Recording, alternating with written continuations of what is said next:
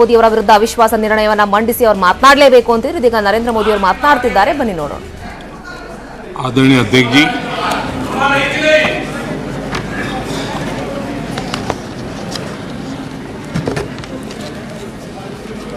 पिछले 3 दिवस से अनेक वरिष्ठ महानुभाव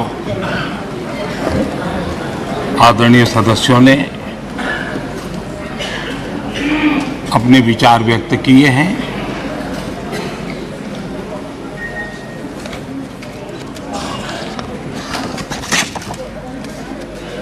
करीब सभी के विचार मुझ तक विस्तार से पहुंचे भी हैं। मैंने स्वयं भी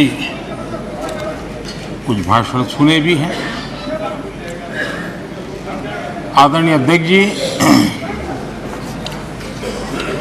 देश की जनता ने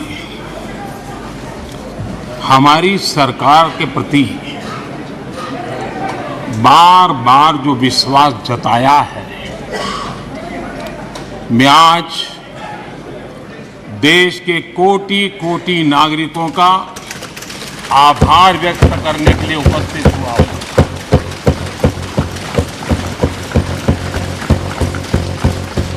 और अध्यक्ष जी कहते हैं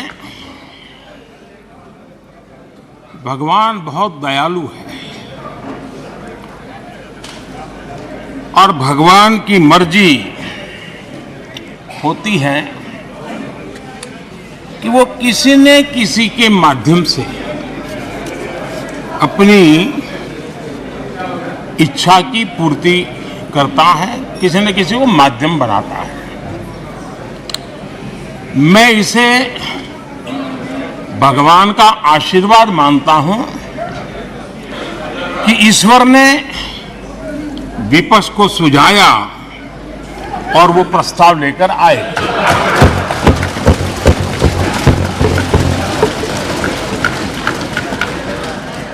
2018 में भी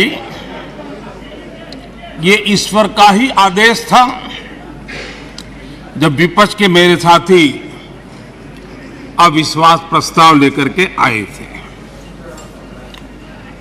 उस समय भी मैंने कहा था कि अविश्वास प्रस्ताव हमारी सरकार का फ्लोर टेस्ट नहीं है। मैंने उस दिन कहा था,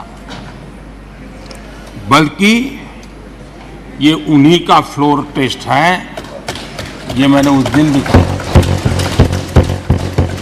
और हुआ भी वही। जब मतदान हुआ तो विपक्ष के पास जितने वोट थे उतने वोट भी वो जमा नहीं कर पाए थे।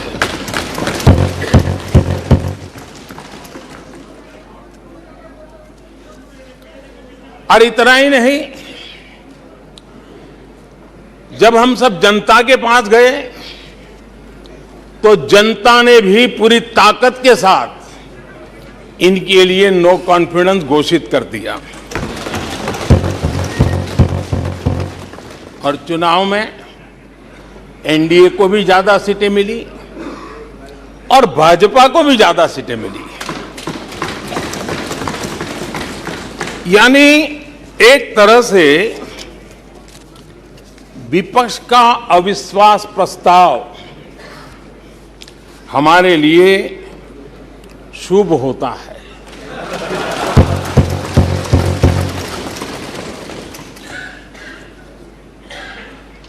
और मैं आज देख रहा हूं कि आपने तय कर लिया है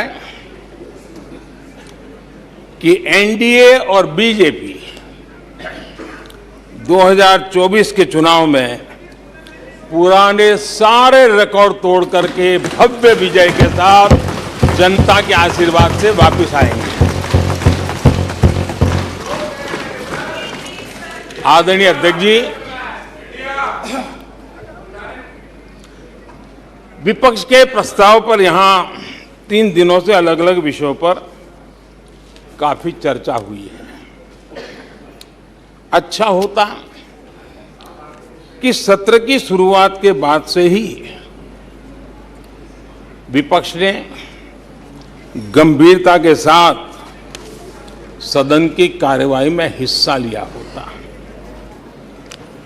बीते दिनों इसी सदन ने और हमारे दोनों सदन ने जनविश्वास bill, mediation bill, dental commission bill, आदिवासियों के लिए जुड़े हुए bill, digital data protection bill, national research foundation bill, coastal aquaculture से जुड़ा बिल, ऐसे कई महत्वपूर्ण बिल यहां पारित किए। और ये ऐसे बिल थे जो हमारे फिशरमैन के हक के लिए थे और उसका सबसे ज्यादा लाभ केरल को होना था। और केरल के सांसदों से ज्यादा अपेक्षा थी कि वो ऐसे बिल पर तो अच्छे ढंग से हिस्सा लेते, लेकिन राजनीति उन पर ऐसी हावी हो चुकी है कि उनको फिशरमैन की चिंता नहीं है। यहां नेशनल रिसर्च फाउंडेशन का बिल था, देश की युवा शक्ति के आशा आकांक्षाओं के लिए एक नई दिशा देने वाला बिल था। हिंदुस्तान को एक साइंस पावर के रूप में भारत कैसे उभरे, वैश्विक दीर्घदृष्टि के साथ सोचा गया था। उससे भी आपका इतराज। डिजिटल डाटा प्रोटेक्शन बिल, ये बिल अपने आप में देश के युवाओं के जज्बे में जिस बात आज प्रमुखता से है उससे जुड़ा हुआ था। आने वाला समय टेक्नोलॉजी ड्रिवन है। आज डाटा को एक प्रकार से सेकंड ऑयल के रूप में, सेकंड गोल्ड के रूप में माना जाता है। उस पर कितनी गंभीर चर्चा की जरूरत थी, लेकिन राजनीति आपके लिए प्राथमिकता थी। कई ऐसे बिल थे जो गांव के लिए, गरीब के लिए, दलित के लिए, पिछड़ों के लिए, आदिवासी के लिए, उनके कल्याण की चर्चा करने के लिए थे, उनके भविष्य के साथ जुड़े हुए थे। लेकिन इसमें इन्हें कोई रुचि नहीं है। देश की जनता ने जिस काम के लिए उनको यहां भेजा है, उस जनता का भी विश्वासघात किया गया है।